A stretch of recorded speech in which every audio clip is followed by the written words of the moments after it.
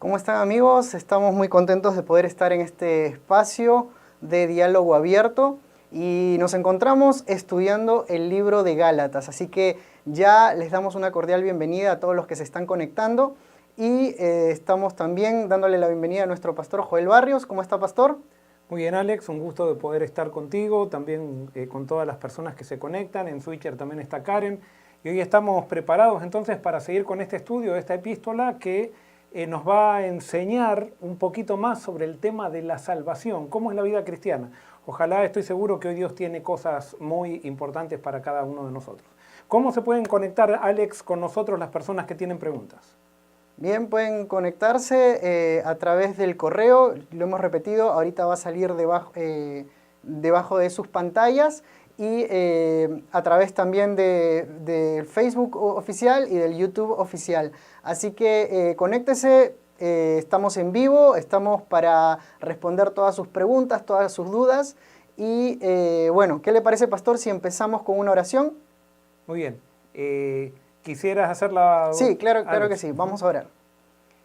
Querido Señor, te damos gracias porque eres bueno, Señor, gracias porque nos has sostenido, porque nos sostienes, porque estás en control de nuestras vidas.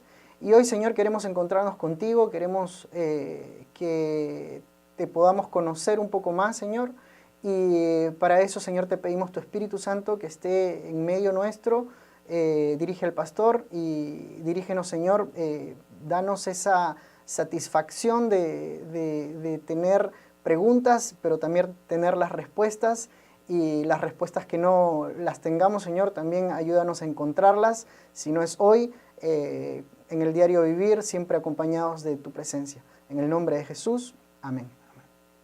Muy bien, vamos a comenzar con un pequeño repaso, pero antes del repaso quiero aclarar algo que siempre decimos en todos los estudios de la Biblia que hacemos acá desde Forest City, el hecho de que este estudio es un estudio, como dice el título de nuestro programa, estudiando juntos. O sea, nosotros no estamos aquí para hacer dogmas y para decir todo lo que interpretamos es verdad.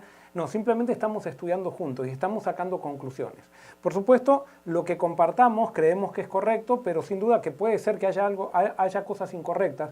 Y por eso nuestro objetivo no es tanto que ustedes aprendan de nosotros o aprendan de mí la interpretación del libro de Gálatas, sino que entre todos vayamos al libro, pidamos en oración que Dios nos revele a través de su Santo Espíritu el contenido o el mensaje de este libro, cuál fue la intención de Pablo y especialmente cuál fue la intención de Dios al inspirar a Pablo al escribir esta carta a los Gálatas. Y por eso a veces no es necesario tener todas las respuestas. Lo bueno muchas veces es salir de este programa con muchas preguntas y entonces nosotros en oración vamos a nuestras casas, repasamos y después cada semana podemos compartir juntos entonces aquí las conclusiones a las que hemos llegado. Muy bien, para comenzar entonces voy a hacer una pequeña repaso de la introducción que tuvimos la sesión pasada. Nosotros dijimos que la epístola a los Gálatas es una carta que escribe el apóstol Pablo a unas iglesias que estaban en la zona de Galacia, que él había plantado. Ahora, estas iglesias no eran de origen judío, sino que eran de origen gentil. O sea, las personas que se habían convertido a Cristo en estas iglesias eran personas que adoraban ídolos, eran personas que no conocían prácticamente nada de la cultura judía, pero entonces Pablo va y les predica a Cristo, les predica el mensaje de Cristo y estas personas aceptan a Jesús. Y como resultado de aceptar a Jesús y como resultado de la predicación del mensaje de Cristo, entonces estas iglesias comienzan a experimentar alegría, gozo, paz, paciencia, bondad, benignidad, fe, mansedumbre, comienzan a experimentar el gozo del Espíritu, comienzan a ver crecimiento en la iglesia, comienzan a ver que las relaciones entre los mismos hermanos de iglesia crecen mientras esas relaciones se proyectan en misión. Eso es lo que experimenta siempre una iglesia que está centrada en el Evangelio de Cristo. Sin embargo, esta carta, ojalá sea una confirmación de eso que estábamos diciendo, pero esta carta es una carta de reprensión de Pablo.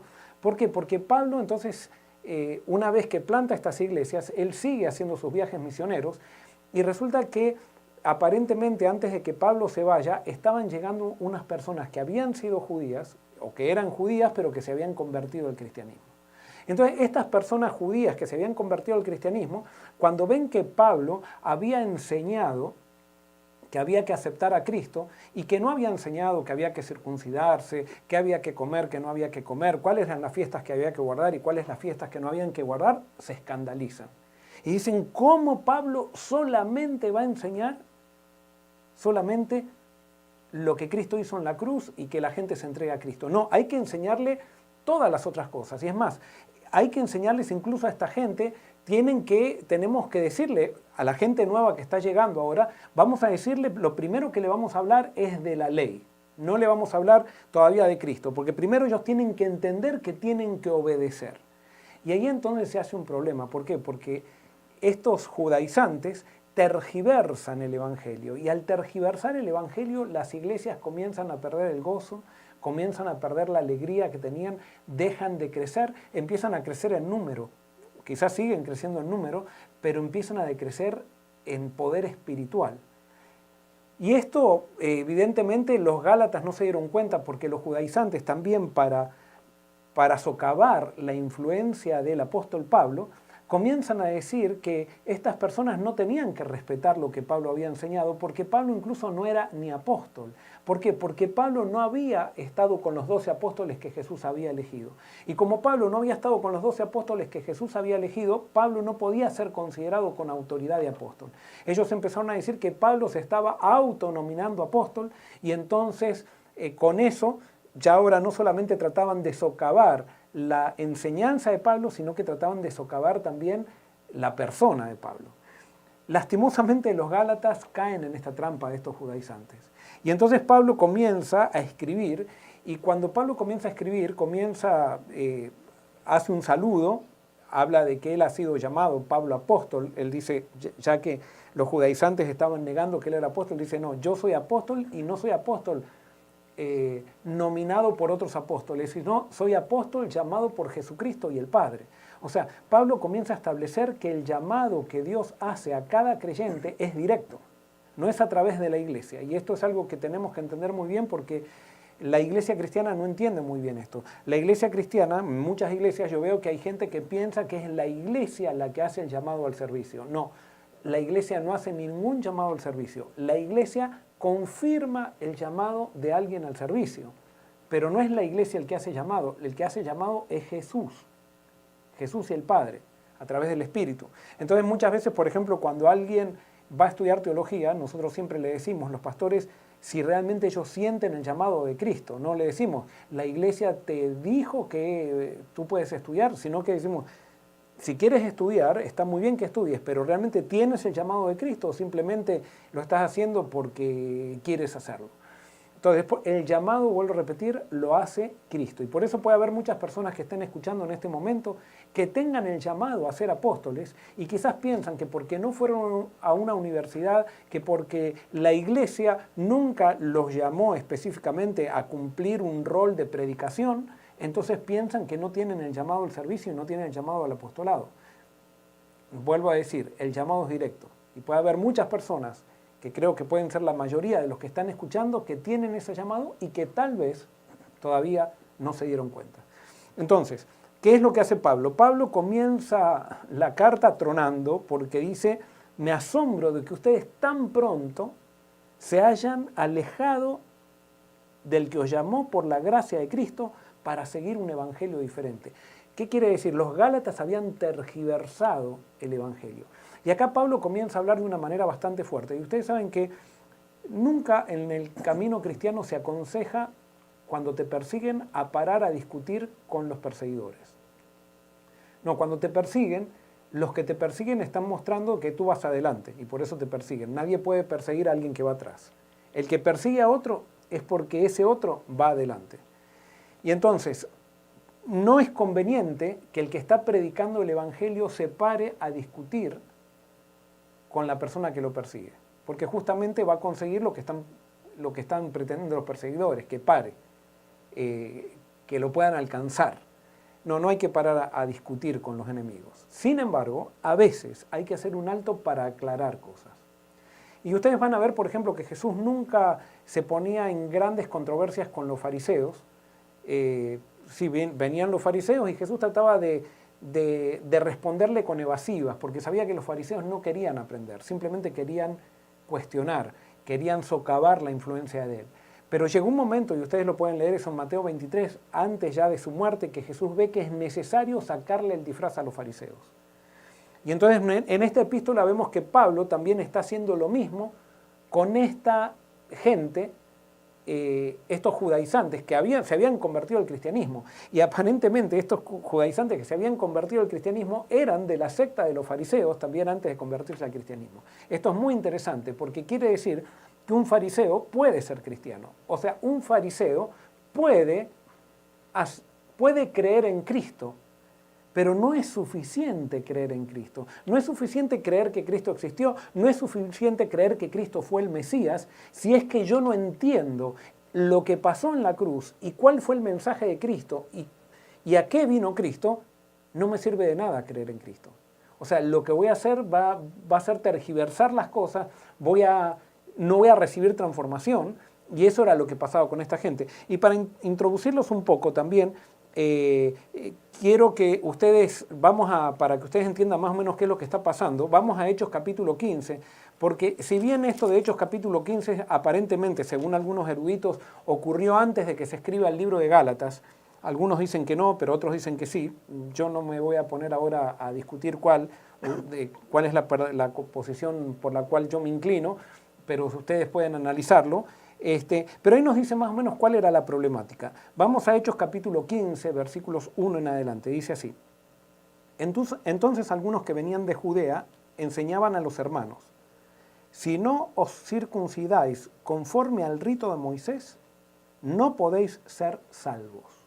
En otras palabras, estas personas decían, hay que circuncidarse, y el que no se circuncida no puede ser salvo. No solamente hay que aceptar a Cristo, sino que también hay que circuncidarse. Entonces, versículo 2 dice: Pablo y Bernabé tuvieron una discusión y contienda no pequeña con ellos. O sea, tuvieron que discutir, sí, a veces hay que discutir. Por eso se dispuso que Pablo y Bernabé y algunos otros de ellos subieran a Jerusalén a los apóstoles y a los ancianos para tratar esta cuestión. Ellos, pues, habiendo sido encaminados por la iglesia, pasaron por Fenicia y Samaria contando la conversión de los gentiles y causaban gran gozo a todos los hermanos. Al llegar a Jerusalén, fueron recibidos por la iglesia, por los apóstoles y los ancianos, y refirieron todas las cosas que Dios había hecho con ellos. Pero algunos de la secta de los fariseos que habían creído se levantaron diciendo: es necesario circuncidarlos y mandarles que guarden la ley de Moisés. O sea, ellos tienen que hacerse judíos, no vamos a predicarles solamente a Cristo. Ellos tienen que guardar la ley de Moisés, tienen que circuncidarse, tienen que hacer un montón de cosas que nosotros los judíos hemos hecho por muchísimos años. Y si no, no pueden ser salvos. Todavía no está completo, que el hecho que hayan aceptado a Cristo solo no está completo. Bueno, eso era lo que decían estos fariseos, estos judaizantes. Esto era lo que estaba pasando en Galacia también. Y esto es lo que pasa en las iglesias cristianas de hoy en día. Lastimosamente, yo sé que lo que les estoy contando no les suena demasiado ajeno a lo que vivimos muchas veces en las iglesias locales. Gente, por ejemplo, que empieza a decir, no prediquen solamente el amor de Cristo porque eso es gracia barata, eso es el evangelio barato. Lastimosamente esa gente todavía no entendió nada, o sea, no entendió el evangelio. Y por eso, ¿saben lo que es predicar gracia barata? Justamente esta gente tergiversa. Predicar gracia barata quiere decir cuando yo predico que yo puedo ganar la salvación por algo que yo hago. Eso es gracia barata. Porque entonces digo que la salvación es tan barata que yo con mis propias acciones la puedo comprar. Con lo que yo haga puedo adquirir la salvación. Y la Biblia me dice que la salvación es tan, pero tan cara que Dios me la regala. Porque sería imposible ganarla por mí mismo. Bueno, entonces ahora Pablo quiere mostrar, primero, que él lo que está enseñando lo recibió directamente de Cristo. Y que él es apóstol. Y entonces cuenta su testimonio. Nosotros lo vimos en en el capítulo pasado, y entonces cuenta su testimonio. Él cuenta que cuando se convirtió, él se fue 3 años al desierto, y en el desierto Jesús le reveló el evangelio que él ahora predicaba, y allí, por medio de la meditación, yo no creo que era que Jesús se le apareció y que se sentaba con él. Esa es mi manera de pensar. Yo pienso que Pablo estuvo meditando, y mientras meditaba, mientras leía la Biblia, o sea, leía el Antiguo Testamento, mientras meditaba en la obra de Cristo, lo que le habían contado que Cristo había hecho, todo eso fue, el Espíritu Santo fue revelándole a él, el Espíritu de Cristo le fue revelando a él el Evangelio. Entonces ahora él estaba predicando el Evangelio, que estos judaizantes lo cuestionaban, porque los judaizantes decían, Pablo está tirando abajo la religión. Pablo es un liberal, dirían ahora estas personas. Es un liberal porque solamente predica a Cristo y predica el amor. No, pero tenemos que predicar la ley, tenemos que predicar la circuncisión, tenemos que predicar la vestimenta, tenemos que predicar las fiestas, tenemos que predicar toda esa tradición que nos ha diferenciado de todos aquellos paganos, que nos ha diferenciado del mundo. Eso es lo que tenemos que predicar. Tenemos que predicar cómo la gente tiene que vestirse, tenemos que predicar cómo la gente tiene que adorar. Todo tenemos que reglamentarlo, y tenemos que la gente, para que sea cristiana, primero tiene que aceptar el judaísmo. Ahora yo quiero eso que lo apliques con tu denominación. Yo sé que acá nos escuchan católicos, acá nos escuchan evangélicos pentecostales, nos escuchan adventistas. Cuando evangelizan en tu iglesia, ¿qué tratan de hacer en tu iglesia? Por ejemplo, la Iglesia Católica, ¿trata de hacer los católicos o trata de hacer los cristianos? Los evangélicos pentecostales, ¿tratan de hacer los evangélicos pentecostales o cristianos? Los adventistas, ¿tratamos de hacerlos adventistas o queremos realmente llevarlos a Cristo? No, a veces estamos tan orgullosos de la tradición que tenemos, que nos diferencia de las otras denominaciones, que nosotros queremos enseñarle esa tradición primero, y pensamos que si ellos no aceptan esa tradición, no están salvos. Justamente lo mismo que hacían los judaizantes. Entonces por eso esta epístola está en la Biblia, está en el canon, para que nosotros aprendamos, porque los problemas del pasado son los mismos problemas del presente. La tendencia a tergiversar el Evangelio sigue todavía, continúa todavía. Y por eso Pablo dice, tan pronto ustedes se separaron del Evangelio. ¿Por qué? Porque el Evangelio, cuando lo estamos experimentando, tiene un poder infinito, tiene el poder de Dios. Es poder de Dios para salvación, decía Pablo, a todo aquel que cree, tanto judío como griego, gentil, como para todas las religiones. O sea, el Evangelio es poder y el Evangelio es Cristo. Ahora, el Evangelio lo tengo, como decíamos la vez pasada, tengo que comerlo todos los días como el maná. No puedo dejar, hoy porque entendí el Evangelio, mañana ya no estudio más el Evangelio, no estudio más la vida de Cristo, no acepto más a Cristo en mi vida. No, se pudre. Una experiencia pasada en el Evangelio se pudre, se pierde muy rápido. Y por eso hay que hay que continuar todos los días revisando el Evangelio y profundizando el Evangelio. Y eso nos va a llevar a nuevos horizontes. Entonces, en ese contexto, Pablo dice que entonces él se va al desierto, Dios le revela eso. Una vez que después de 3 años está en el desierto, dice que él va y está con Pedro, busca a Pedro y está con Pedro 14 días. Estaba con Pedro, no me acuerdo, ahí se me fue el dato que está por allí, ustedes léanlo. Bueno, va y se encuentra con Pedro un momentito, pero entonces ahora entramos en el capítulo 2 y vamos a ver qué es lo que dice. Capítulo 2, versículos 1 al 5. Y vamos a ir analizando por párrafo y tratando de sacar los conceptos principales. Dice así: después, pasados 14 años, subí otra vez a Jerusalén con Bernabé, llevando también conmigo a Tito. Subí debido a una revelación, y para no correr o haber corrido en vano, expuse en privado a los que tenían cierta reputación el evangelio que predico entre los gentiles. Pero ni aun Tito, que estaba conmigo, con todo y ser griego, fue obligado a circuncidarse, a pesar de los falsos hermanos que se habían introducido entre nosotros a escondidas para espiar nuestra libertad, la que tenemos en Cristo Jesús, para reducirnos a esclavitud. A los tales ni por un momento accedimos a someternos para que la verdad del Evangelio permaneciera en vosotros. Muy bien, vamos a ver cuáles son los principales conceptos de este párrafo. Dice que pasaron 14 años y entonces Pablo sube ahora a Jerusalén, pero sube con Bernabé, quien era su compañero de misión, y con Tito. Tito era un convertido griego. Dice, subí debido a una revelación y para no correr o haber corrido en vano, expuse en privado entonces a los apóstoles lo que él había aprendido o lo que él había aprendido de Jesucristo. Entonces, acá una de las cosas que tenemos que ver. Primero, Dios revela con qué está queriendo decir Pablo. Pablo está queriendo decir acá, pasaron 14 años, o sea que los apóstoles estuvieron 14 años en otros lugares predicando el Evangelio y Pablo predicaba el Evangelio, él también, sin que los apóstoles, incluso sin haber conocido a la mayoría de los apóstoles.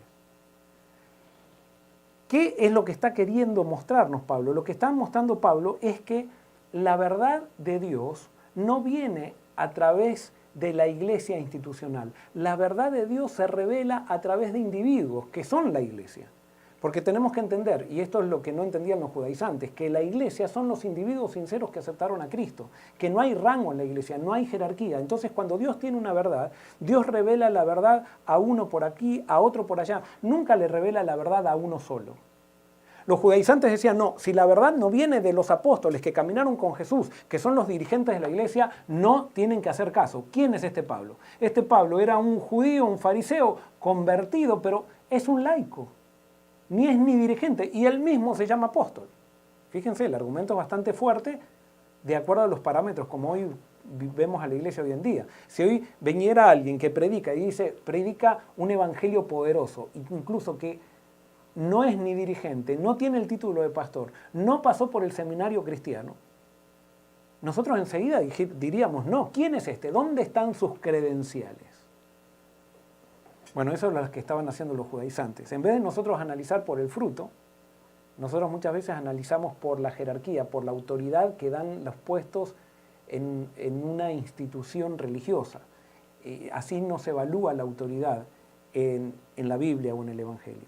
Entonces dice Pablo que él subió a Jerusalén por una revelación para no correr o haber corrido en vano. O sea, esto no quiere decir, si bien Pablo no predicaba independientemente del cuerpo. Él quiso ir a dialogar entonces con los apóstoles. Cuando Dios revela a alguien una verdad, Él la revela a alguien un aspecto de la verdad, a otra persona otro aspecto de la verdad, y en el diálogo crecemos todos. El gran problema es que muchas veces nosotros, cuando vemos a una persona que está predicando un aspecto de la verdad que nosotros todavía no descubrimos, nos ponemos nerviosos y como nosotros quizás no pensamos en ese aspecto igual, ya lo empezamos a declarar hereje a esa persona. Ese no es el espíritu del Evangelio, ni es el espíritu de la iglesia evangélica que nosotros vemos aquí en la Biblia, no. Ellos estaban en diálogo, ellos se escuchaban. No importa que Pablo sea un laico, no importa cuál era el pasado de Pablo. Él está entregado a Cristo, vamos a escucharlo.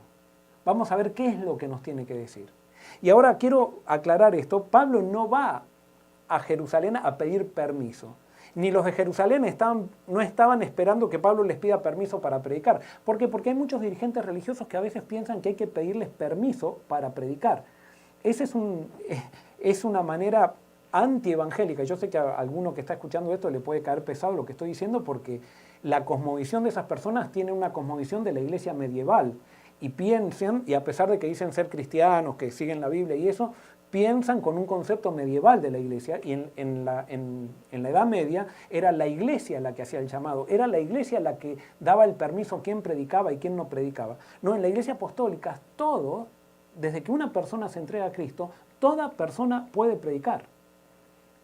Y la institución de la iglesia es el medio que crea la iglesia para ser más efectivo en la misión, pero no es el medio que crea la iglesia para controlar a la gente.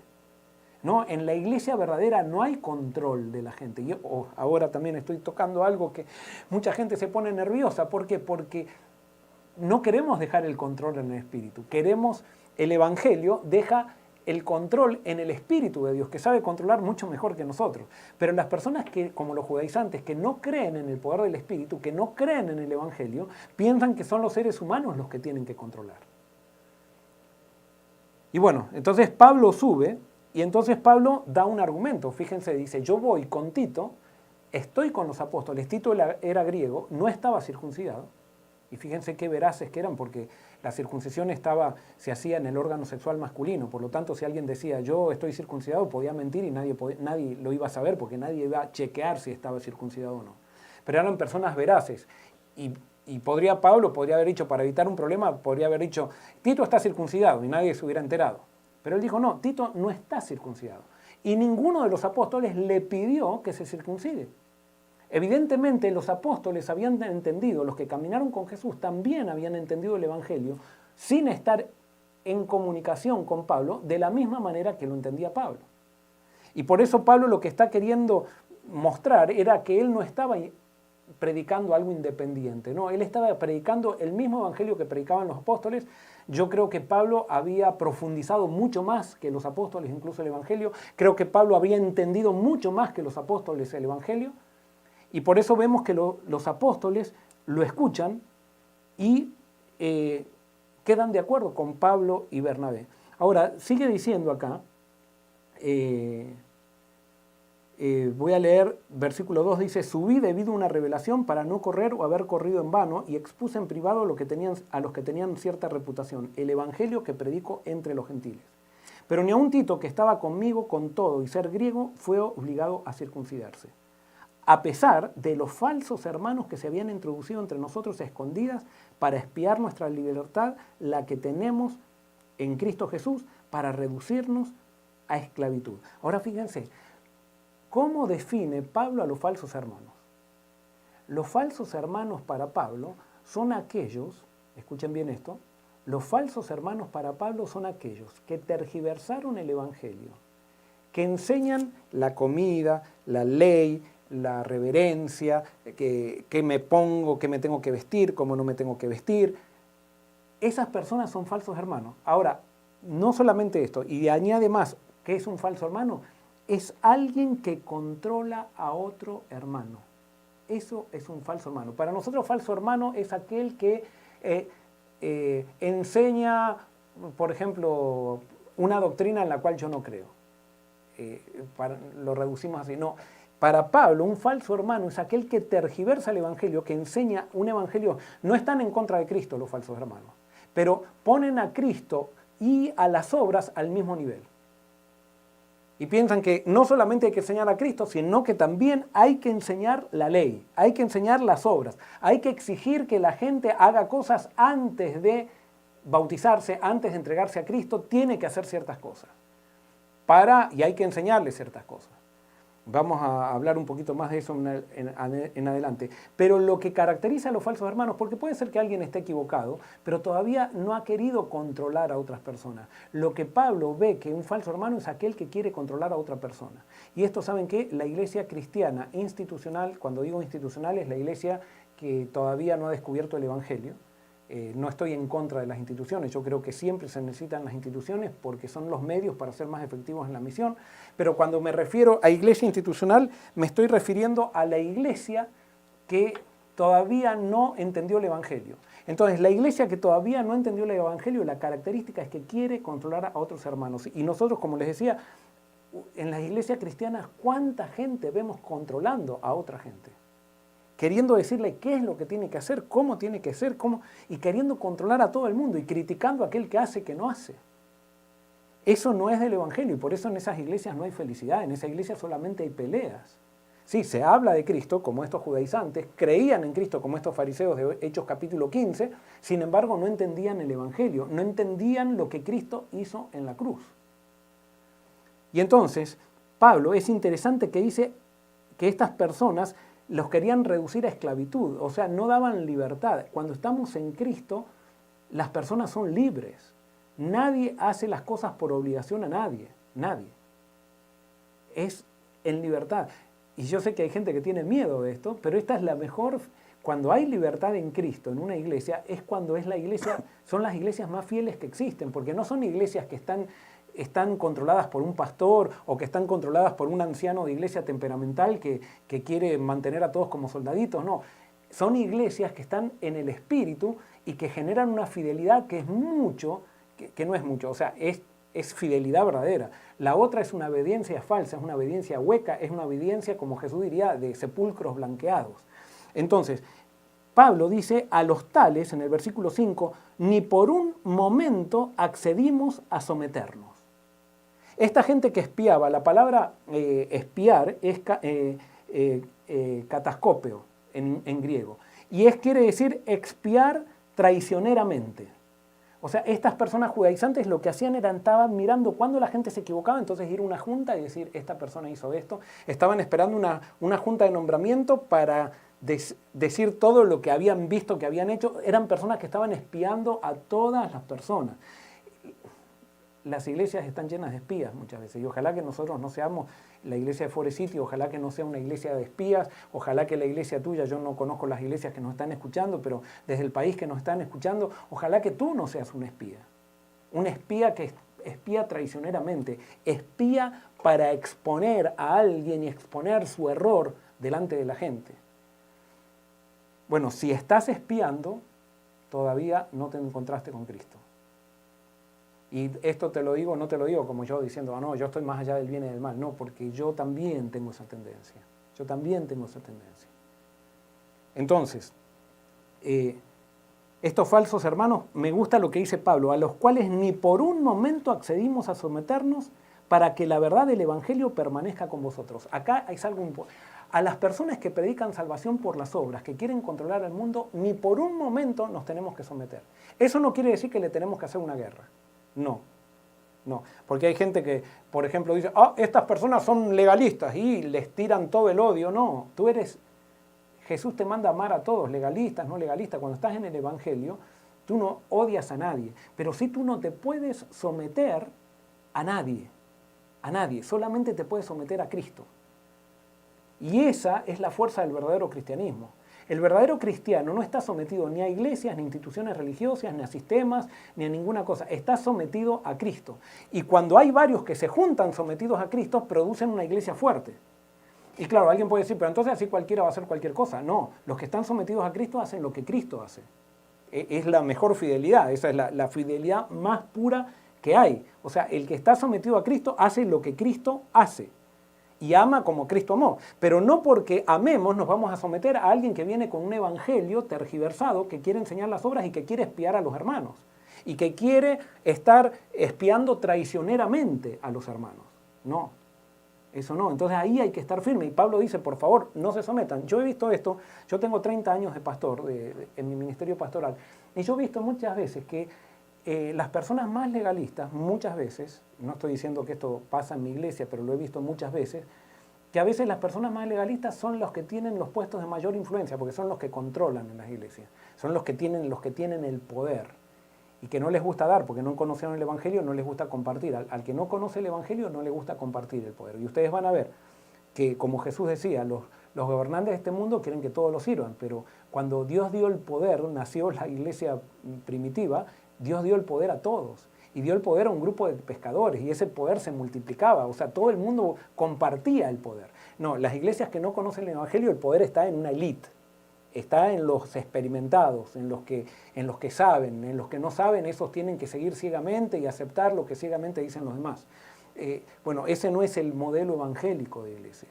Y entonces, Pablo dice que estos no se sometieron, entonces acá ¿qué es lo que nos está diciendo? Como les decía, muchas veces estas personas lideran las iglesias y quiero decirles algo, no es nada malo estas personas cuando llegan a las juntas de nombramiento, no es, ¿cómo les puedo decir? No es hablar mal de ellos, no, pero no votarlos para posiciones de liderazgo, porque no podemos someter a la iglesia a estas personas que quieren sacar la libertad de las personas, y esto lo hablo en todos los niveles, no lo hablo solamente en la iglesia local, sino a todos los niveles. Nosotros no tendríamos que votar, o sea, votar en el sentido de poner nuestro voto, porque ustedes saben que las elecciones son democráticas en una iglesia, no tendríamos que poner nuestro voto para alguien que quiere controlar a otra persona.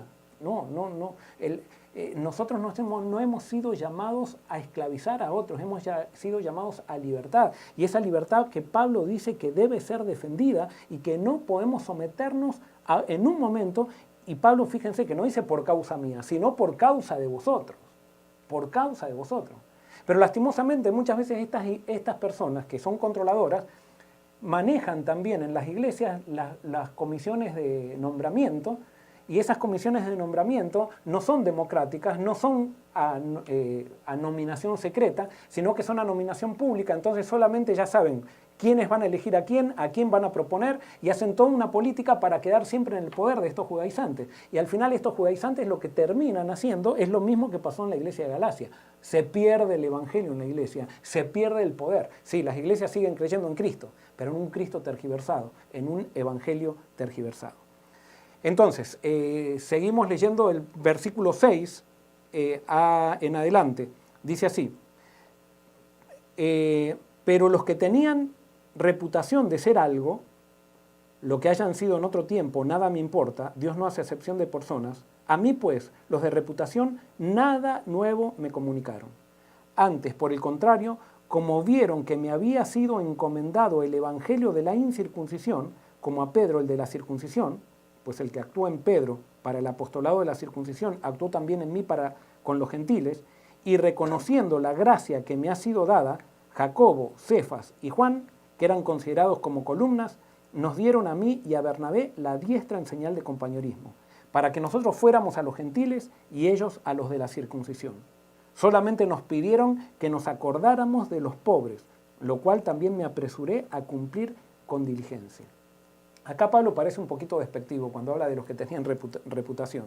Dice, pero los que tenían reputación de ser algo, versículo 6, lo que hayan sido en otro tiempo, nada me importa. Dios no hace acepción de personas. ¿Qué es lo que quiere establecer Pablo? Los judaizantes pensaban en una iglesia con jerarquías. Y entonces ellos decían, no, ha consultado Pablo con la gente importante, porque ¿quién de los importantes cree en esto? Y realmente los judaizantes no les interesaba demasiado la verdad. Pablo lo dice más adelante, en el 4:17, dice que ellos se interesaban no por la gente, no por la verdad, sino que ellos lo que querían, tenían celos de Pablo, y lo que querían era tener el poder que tenía Pablo y la influencia que tenía Pablo sobre las iglesias. Entonces, para quitarle influencia a Pablo, lo criticaban a Pablo. Y entonces a estas personas les encantan las iglesias jerárquicas. Entonces Pablo dice, miren, acá no hay... Alguien puede decir, no, porque esta persona era un doctor en teología, o esta persona era esto, era lo otro. Pablo dice, miren, a mí esas cosas, dice, nada me importan, porque Dios no hace acepción de personas. Todos en el Evangelio estamos al mismo nivel. Y entonces después dice, antes por el contrario, que estas personas, dice en el versículo 7, antes por el contrario, como vieron que me había sido encomendado el Evangelio de la incircuncisión, como a Pedro el de la circuncisión. Y acá quiero hacer una aclaración. No hay un evangelio diferente para la incircuncisión, que son los paganos, y otros para los de la circuncisión. No, el evangelio es el mismo. Tanto los de la circuncisión, para ser salvos, necesitaban aceptar a Cristo. Fíjense entonces que quiere decir que la circuncisión no servía para nada, o sea, no servía para lo que estaban diciendo los judaizantes. Porque si los de la circuncisión necesitaban aceptar a Cristo, quiere decir entonces que la circuncisión no salvaba.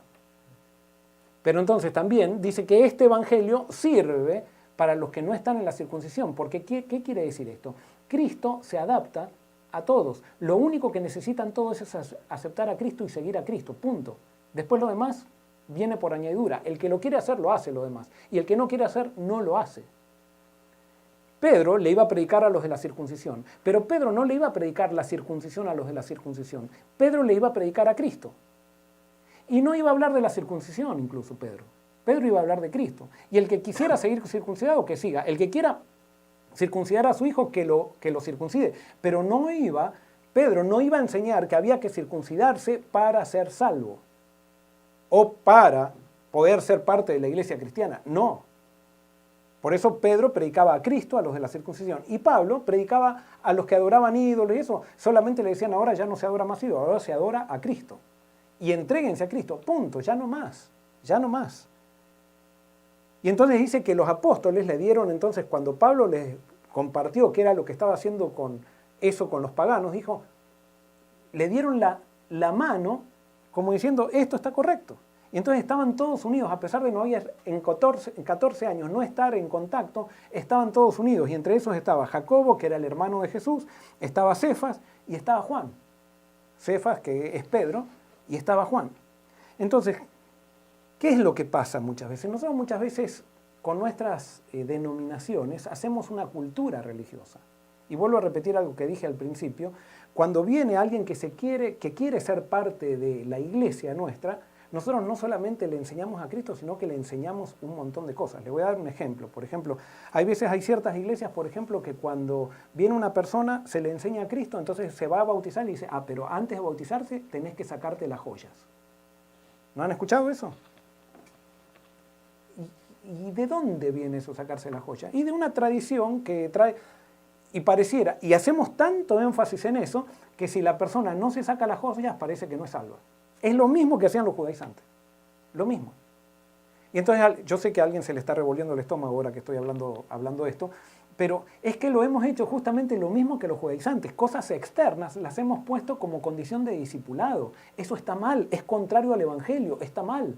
Y aunque lo hayamos hecho por 170 años, está mal, está mal.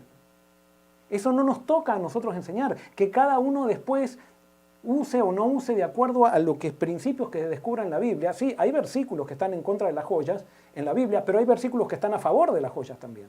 Entonces cada uno tiene que, y ahí sí algo que está claro en la Biblia, que está claro, hay un principio que todos debemos ser modestos. Entonces si yo no uso joyas, debo ser modesto.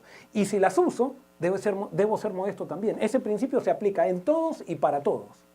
Y no solamente para las joyas, se aplica para todas las cosas. Pero nosotros no podemos poner más cosas que el Evangelio. Lo que Cristo vino a hacer fue simplificar la religión. Los judíos, los judaizantes la habían complicado tanto que decía, Jesús mismo lo dijo en Mateo 23, dicen, ponen tantas cargas antes de que alguien entre a la iglesia, que al final cuando alguien entra a la iglesia lo hacen más hijo del infierno que ustedes. Y eso lo dijo Jesús, no lo estoy diciendo yo. Y ahora, nosotros decimos, los judíos, pero nosotros como cristianos, muchas veces hay denominaciones también que le piden no usar más pantalón a una mujer si se quiere bautizar, otras denominaciones que, entonces alguien dice, entonces que haga cada uno lo que quiera. No, hay ciertas cosas que son, ¿cuáles son las cosas? Y acá viene, ¿cuáles son las cosas que podemos nosotros pedir como iglesia? Primero, que la persona acepte a Cristo, y segundo, lo que implica amar a Dios sobre todas las cosas y amar al prójimo. Y amar a Dios sobre todas las cosas no tiene nada que ver con circuncisión o no circuncisión, no tiene que ver con si usa una joya o no usa una joya. No, porque alguien dice, si no está dispuesto a sacarse la joya para bautizarse, entonces quiere decir que no ama a Cristo. Entonces yo te digo, si no estás dispuesto a regalar tu auto antes de bautizarte, quiere decir que no amas a Cristo. No, son argumentos que no tienen nada que ver con el Evangelio. No, tenemos que hacer un evangelio que sea el poder, un evangelio puro como Cristo lo enseñó. Ustedes no van a ver a Cristo poniendo esas condiciones a los discípulos. Alguien puede decir, pero entonces cada uno va a vestir. No, es que y ahí viene la fe, porque esto es todo de fe. Cuando nosotros empezamos a enseñar a Cristo, la gente comienza a vestirse bien, no con reglas, es decir, esto se puede poner, este es el color que se puede usar, este es el metal que se puede usar, el arito, si está colgado de la muñeca está bien, pero si está colgado del pelo está mal, o cosas así. No, esas cosas no, porque eso es controlar. Y nosotros hemos sido llamados a que las personas en Cristo vivan en libertad y que cada uno vaya tomando las decisiones que necesita tomar. Y por eso estamos nosotros acá leyendo este problema que pasaba, y entonces los apóstoles estaban todos de acuerdo con estas cosas que Pablo estaba presentando. Evidentemente ya todos lo habían pensado, pero ahora los judaizantes decían no, que los apóstoles que habían caminado con Jesús pensaban diferente a Pablo, no pensaban diferente a Pablo. Muy bien, creo que vamos a seguir, pero quiero hacer una pausa por si hay alguna pregunta. Alex. Sí, pastor, bueno, realmente mucho en qué pensar, ¿no? Y antes de ir a las preguntas, yo tengo una pregunta. ¿Por qué nos cuesta tanto a los seres humanos centrarnos solamente en Cristo? Bueno, justamente es que el ser humano, la tendencia nuestra desde que nacemos, tenemos una enfermedad que se llama pecado, que el ser humano no le gusta que el centro sea Cristo. Naturalmente nosotros queremos ser el centro, tenemos la tendencia de Satanás. Entonces, con todas estas cosas de exigir cosas, nos ponemos nosotros en el centro, porque ¿quién es el que decide qué se pone una persona, qué no se pone? Recuerden lo que les conté el miércoles pasado, que había una iglesia donde fui yo a hacer un viaje misionero, donde no dejaban entrar a gente que tenía camisa a rayas a la iglesia. Y al que tenía camisa a rayas, el que iba con una camisa a rayas, era catalogado de rebelde en esa iglesia. Entonces, ¿por qué? Las personas que exigían eso se sentían con el poder de decirle, entonces eso los ponía a ellos en el centro. Las personas nos tienen que hacer caso a nosotros. Entonces, por eso la tendencia nuestra es a sacar a Cristo y ponernos a nosotros en el centro. O sea, yo comentaba esto porque últimamente conozco mucha gente, de alguna manera, que estoy segurísimo que son personas sinceras, pero de alguna manera hace poco conversaba con no voy a decir el nombre, pero un amigo muy cercano. Entonces, él es una persona que lo conozco bien, digamos, y dialogábamos sobre este punto, ¿no? O sea, hay que hacer, ¿qué hay que hacer? Lo que nosotros estamos aprendiendo a través de todos estos programas de diálogo abierto es que nosotros nos entregamos a Jesús y Jesús hace en nosotros.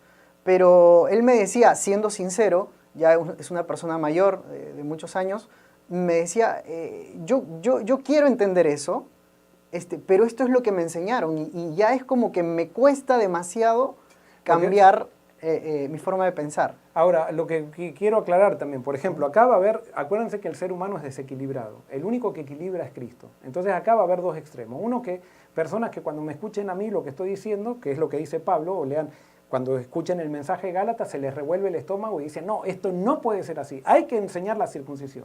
Ese es un extremo. Y después el otro extremo son las personas que están escuchando esto y dicen, ve, nadie puede controlar, así que el sábado me voy desnudo a la iglesia o desnuda a la iglesia. No, esas personas tampoco entendieron el Evangelio. Ninguno de los dos. Esos son los extremos. Cuando entendemos, y por eso tenemos que predicar a Cristo, acá estamos predicando lealtad a una persona, lealtad a Cristo. Y esa lealtad la dirige el Espíritu Santo, no la dirige el pastor.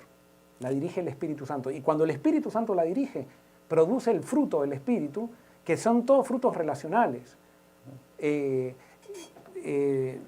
Bueno, no me voy a detener mucho en este tema, pero sí, esto produce verdadera fidelidad. Pero también cuando alguien escucha esto, así como lo hacían con Pablo, hay personas que se rebelan contra esto diciendo, no, hay que enseñar las obras, y hay otras personas que dicen, ¿vieron? Solamente con que diga que ame a Cristo, y esas personas nunca se entregan a Cristo, simplemente dicen que aman a Cristo, pero nunca se entregan, porque la entrega a Cristo se ve en amor hacia los demás. Exacto, y como usted mencionaba hace un momento, los cambios en estas personas son progresivos y son, ¿cómo decirlo?, firmes en el tiempo, ¿no? O sea, son poco a poco y paulatinamente. Tenemos una pregunta de Rebeca Godoy. Dice ella, ¿cómo sentirse digno de compartir el mensaje de Dios siendo tan imperfecta? No, es que tú nunca te puedes sentir digna. Cuando te sientas digna ya no estás capacitada para compartir el mensaje de Dios. Justamente el Evangelio nos dice que nosotros somos todos indignos, y a pesar de que somos todos indignos, Dios nos acepta en Cristo. Y eso vamos a hablar ahora más adelante. La próxima parte es la parte más importante de esta noche. Pero si no te sientes indigna, quiere decir que todavía no entendiste el Evangelio. No, todos somos indignos. La dignidad solamente la adquirimos por lo que Cristo hizo y no es por lo que nosotros hacemos. Entonces, si te sientes indigno, justamente eras la persona para hacer la obra de Dios. Después tenemos algunos comentarios. Mucha gente nos está saludando a través del YouTube. Hay un mensaje de una persona que pide por oración, es Perla Morales, igual quería leerlo. Dice, buenas noches, gracias por sus mensajes, querido pastor. Siempre lo seguimos, por favor, ore por un trabajo para mí. Desde hace un año ya estoy teniendo problemas para conseguir trabajo. Ella me parece que es capellana y profesora de piano. Perla Morales, vamos a estar orando por ti. Quédate tranquila que Dios está siempre en el control. Tenemos más mensajes. Graciela Espina dice, nosotros debemos pensar que hay diferentes culturas y esto no debe impedir evangelizar y vivir para Cristo. ¿Qué le parecen estos comentarios? Sin duda, o sea, es que cada cultura, por ejemplo, yo les digo, voy a usar un tema, por ejemplo, el tema de las joyas. Por ejemplo, yo soy de Sudamérica, en Sudamérica en la iglesia no se usan joyas, y entonces fui a Europa a un congreso de jóvenes, y resulta que en el congreso de jóvenes me encontré con gente que usaba joyas, y que eran incluso hasta esposas de pastores que usaban joyas. Y en el concepto sudamericano, pero usaban muy modestamente, no así, no eran kioscos así que estaban colgados no, muy modestamente. Y entonces en mi concepto sudamericano legalista o algo por el estilo, yo enseguida uno juzga y dice, esas personas no son consagradas. No, eso es una barbaridad cuando hacemos esas aseveraciones. Y después al conocer a esas personas uno ve que están entregados a Cristo, nada más que la cultura de ellos tienen otros parámetros culturales. Y alguien puede decir, pero entonces la cultura dicta. No, el Evangelio va transformando la cultura, pero especialmente va transformando la cultura que tiene que ver con las relaciones, no tanto lo que tiene que ver con los rituales ni nada por el estilo. O sea, son las relaciones, y eso otro día quizás podemos hablar más de la cultura y el Evangelio. Jesús cuando se encarnó en la cultura judía. O sea, la cultura no es mala en sí, tiene muchos elementos malos la cultura. Pero, por ejemplo, cuando nosotros decimos imitemos a Jesús, no por eso vamos a usar sandalias y venir con sandalias a la iglesia. Jesús las usó, pero el hecho de que Jesús las usó, imitar a Jesús no quiere decir ponerse sandalias. No sé si me explico. Cuando decimos imitar a Jesús tiene que ver cosas de carácter. Entonces, eso es lo que tenemos que nosotros pedir en la iglesia. Los frutos... No los frutos, el fruto del Espíritu, que es amor, gozo, paz, paciencia, benignidad, bondad, fe, mansedumbre, templanza. Contra tales cosas no hay ley, dice Pablo, y lo va a decir en Gálatas incluso. O sea, nosotros tenemos que pedir ese fruto, eso es lo que en lo cual se tendría que ver el Evangelio. Pero es mucho más fácil decir, me saco las joyas y sigo odiando a mi enemigo, sigo siendo un orgulloso, y pero no tengo joyas. Eso es fácil, y por eso, cuando nosotros hacemos énfasis en eso, quiere decir que nos hemos apartado del Evangelio. Nos hemos apartado del Evangelio. Y por eso nosotros tenemos que predicar a Cristo y la entrega a Cristo y lo que significa vivir para Cristo. Y cuando prediquemos, y vamos a ver que en la Biblia lo que significa vivir para Cristo está muy claro qué significa vivir para Cristo. Y si vivir para Cristo significa amar a Dios sobre todas las cosas y a mi prójimo como a mí mismo. Muy bien, sí. Pastor, hay varias preguntas que me parecen interesantes. No sé si podemos darle de repente una respuesta puntual, pero me parece importante compartirlas. Andrés Gustavo dice, comparto lo que dijiste sobre las condiciones de discipulados, pero supongo que algunas deben ser lógicas para poder ser parte legal de una institución, de la institución, dice. No, para mí no. O sea, no sé a qué te referís con lógicas, pero lógicas para ser parte de una institución, lo que hay que pedir, una institución religiosa que dice ser iglesia, yo veo solamente dos requisitos: amar a Cristo, entregarme a Él y vivir para Él. Y para eso sí tenemos que enseñar qué es arrepentimiento, el poder del Espíritu, qué es vivir en el Espíritu. Esas dos cosas sí tenemos que enseñar. Y esas cosas sí tendríamos que pedir, si la gente lo acepta. Pero después hay otras cosas que no quiere decir que no vamos a nombrarla, pero no son condiciones de discipulado. No son el hecho de que si lo hace se puede bautizar, si no lo hace no. Yo pienso, por ejemplo, si una persona dice, no, yo quiero seguir chismoseando toda la vida y me encanta ser chismosa o chismoso, y yo quiero ser, a esa persona no hay que bautizarla, no hay que bautizarla. Pero a veces nosotros decimos, esa persona come cerdo, así que no la bautizamos. ¿Qué es peor? Para nosotros es peor comer cerdo que chismosear. Entonces, son esas cosas, esos énfasis que están equivocados, que los hemos tergiversado. O sea, lo importante es lo importante, eso lo dijo Jesús, se lo dijo a los fariseos en Mateo 23:23. Jesús le dijo, ustedes cuelan el mosquito y se tragan el camello. No, primero cuelen el camello. Y el mosquito dejen, si se lo tragan, pero lo importante es el camello. ¿Y qué es el camello? El camello es el amor.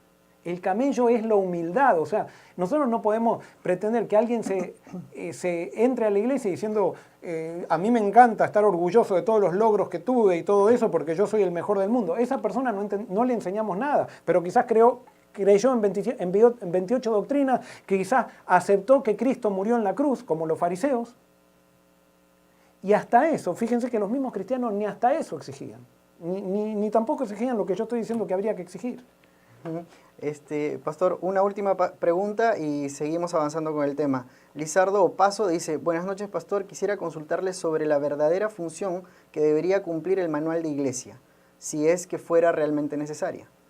Sí, la función del manual de iglesia es muy buena, en el sentido que nos enseña procedimientos, pero no son regla, son consejos, pero no es que el manual de iglesia lo tenemos que poner al nivel de la Biblia. O sea, son consejos para estar más ordenados. Yo sigo muchos procedimientos en la iglesia, el manual de iglesia, porque tenemos que trabajar ordenados y organizados. Hay una sola cosa que yo veo mal del manual de iglesia, que es cuando el manual de iglesia determina lo que es vida cristiana, o qué hay que hacer cuando alguien peca. Y con eso, o sea, nosotros tenemos que ir a la Biblia en eso. Y ojo, cuando nosotros evaluamos por principios esas cosas, para una persona se aplica de una manera y para otra persona de otra, porque todo depende de la luz, del conocimiento que tenga. La disciplina es necesaria en la iglesia, pero el problema es cuando, voy a dar un caso, por ejemplo, cuando por un manual de iglesia decimos, si una persona hace esto, sí o sí hay que borrarla de la iglesia. No, eso no lo vamos a ver en la Biblia. Creo que eso, pero después el manual de iglesia es algo muy equilibrado para tener orden y organización. Pero no quiere decir que por el manual de iglesia va a estar por sobre la misión. A veces va a haber que cambiar ciertas cosas del manual de iglesia para cumplir mejor la misión. Por ejemplo, el manual de iglesia dice que hay que elegir ciertos cargos en cada iglesia. Pero hay cargos, por ejemplo, en una cárcel de hombres, que, por ejemplo, yo conozco una cárcel que se plantó en una cárcel de hombres. Una iglesia que se plantó. Perdón, una iglesia que se plantó en una cárcel de hombres, y entonces los que quieran seguir el manual de iglesia dicen, el manual dice que hay que elegir una directora del Ministerio de la Mujer, así que vamos a elegir una directora del Ministerio. ¿Qué sentido tiene una directora del Ministerio? Para la misión de ellos no tiene ningún sentido. Entonces eso no se elige. Y no tiene nada de malo de cambiar algún procedimiento a veces para mejorar la misión del manual de iglesia, o la misión de la iglesia. El manual de iglesia es muy útil, es utilísimo, pero no lo pongamos al nivel de la Biblia o como que es un pecado hacer algo que está un poquito diferente para poder cumplir la misión. Entonces, no sé si hay otra, si no seguimos porque nos queda la parte más importante. Sí, pastor, seguimos. Muy bien, vamos entonces a Gálatas capítulo 2, versículos 11. Pablo sigue describiendo su relación con los apóstoles y ahora Pablo entra en una parte que se pone un poquito específico, Pablo. Y yo me imagino que cuando Pedro, después andando por Galacia, si es que anduvo, se encontró con esta carta, vamos, ¿qué habrá pensado Pedro? ¿Qué habrá pensado Bernabé? Vamos del versículo 11 al 14, dice así. Pero cuando Pedro vino a Antioquía, lo reprendí cara a cara, porque era de condenar. Pues antes que llegaran algunos de parte de Jacobo, comía con los gentiles. Pero después que llegaron, se retraía y se apartaba, porque tenía miedo de los de la circuncisión. Y en su simulación participaban también los otros judíos, de tal manera que aún Bernabé fue también arrastrado por la hipocresía de ellos. Pero cuando vi que no andaban rectamente conforme a la verdad del Evangelio, dije a Pedro delante de todos, si tú, siendo judío, vives como los gentiles y no como judío, ¿por qué obligas a los gentiles a judaizar? Acá está, Pablo era una persona bastante directa. Y fíjense que entonces Pablo cuenta que Pedro, que pensaba de la misma manera de Pablo, que pensaba que no había que circuncidarse, que pensaba que no había que hacer diferencia entre gentiles y judíos, que todos estaban al mismo nivel, por más que los gentiles no se circunciden y por más que los gentiles no sigan las fiestas de los judíos, pero que estaban todos al mismo nivel. Entonces dice que Pedro, mientras estaba con Pablo, todo bien, y con los judíos que creían en esto, pero llegaron de Jerusalén unos judíos que eran de estos controladores, judaizantes, descendientes de fariseos, y Pedro dice que en eso ya no quiso juntarse con los otros. Acá surge la cobardía de Pedro, esa cobardía natural que tenía. ¿Se acuerdan? Pedro tenía una cobardía natural. Cuando Jesús le dijo a Pedro que iba a morir, Pedro le dijo, no, bajo ningún sentido, Señor, vas a morir, porque tú no puedes morir. ¿Y por qué Pedro no quería que Jesús muera? Porque él sabía que si Jesús moría en una cruz, posiblemente él también tenía que morir en una cruz. Entonces Pedro no quería eso de su maestro, porque si él era seguidor tenía que hacer lo mismo. Y Jesús lo tuvo que reprender. Pobre Pedro, tenía que ser reprendido por varias veces. Y Jesús lo tuvo que reprender y dijo, apártate de mí, Satanás. Después vemos también que Pedro, cuando Jesús es llevado cautivo, el primero decía, yo no soy como todos los demás, yo voy a ir contigo hasta la muerte. Y entonces lo toman a Jesús y él saca la espada, le corta la oreja al siervo de Malco. Sin embargo, después, ante la acusación de una criada, Pedro insulta a Jesús. Y ese era el apóstol Pedro que Jesús había elegido. Y ahora, fíjense que esto es interesante porque a pesar de que Pedro ya había recibido el Espíritu Santo, a pesar que era un apóstol, a pesar de que ya estaba transformado, todavía tenía reminiscencias de su pasado, que le salían sin querer. No era que Pedro lo hacía a propósito, era sin querer. La cobardía lo ganó en esta situación. Por temor. ¿Por qué Pedro y Bernabé? Por temor, por miedo, dice, a los de la circuncisión. ¿Qué problema es el miedo en las iglesias? Y acá, quiero aclarar esto, porque a veces las personas que dicen, yo no le tengo miedo a nadie, se ponen a insultar a todo el mundo. No tener miedo no quiere decir que hay que insultar a la otra gente ni hay que hacer guerra a nadie. No tener miedo significa permanecer firme en lo que creo que es correcto, a pesar de las presiones. Permanecer firme implica, o no tener miedo, implica en una junta decir lo que hay que decir, a pesar que la mayoría, decir lo que hay que decir si es correcto, a pesar de que la mayoría piense lo incorrecto o esté empujando por lo incorrecto. No tener miedo implica no apartarme de esas personas que todos persiguen para estar junto al que todos aplauden. Eso es. Y acá Pedro y Bernabé cedieron. Y cuando vinieron estos controladores, estos manipuladores desde Jerusalén, que no entendían el Evangelio, por miedo a ellos empezaron a comer solamente con los judíos que se circuncidaban, para que no piensen ellos que también se juntaban con los otros, para que no se den cuenta que ellos también tenían. Ese es el problema con los sistemas humanos. A veces terminamos sirviendo a los seres humanos antes que a Dios. Y por eso los bandos en una iglesia nunca son. Yo cuando alguien dice, yo soy conservador, o cuando alguien dice, yo soy liberal, de mente abierta, me da un poquito de miedo a esas personas, porque esas personas no defienden la verdad, esas personas defienden su bando. Han aprendido a pertenecer a un bando y se codean con ese bando, y para sentirse que son importantes están viendo a ver qué piensa su bando para ellos seguir ese pensamiento. Pero han cedido su capacidad individual de pensar en un bando. No, muchas veces los bandos, cada uno tiene ciertas verdades, y por eso nosotros no podemos estar en un bando, porque Dios se revela en todos lados. Nosotros podemos solamente estar alineados con Jesús. Podemos estar alineados. Pero Pedro y Bernabé cedieron con algunos judíos. Ellos creían en el Evangelio, pero cedieron. Y con eso, entonces Pablo los tuvo que reprender delante de todos. Y ahora esto me dice algo muy interesante. Pedro se podría haber ofendido con Pablo, ¿o no? Podría haber dicho, ¿qué Pablo? Un laico, porque Pablo era un cocedor de carpas. Pedro era pagado por los diezmos o por las ofrendas, como ustedes van a ver después que Pablo lo dice más en otra epístola. Pero Pablo no, Pablo cosía carpas para poder mantenerse en el Evangelio. Entonces Pedro podría haber dicho, ¿quién es este laico que me viene a decir esto? ¿Qué me va a enseñar a mí si él no caminó con Jesús?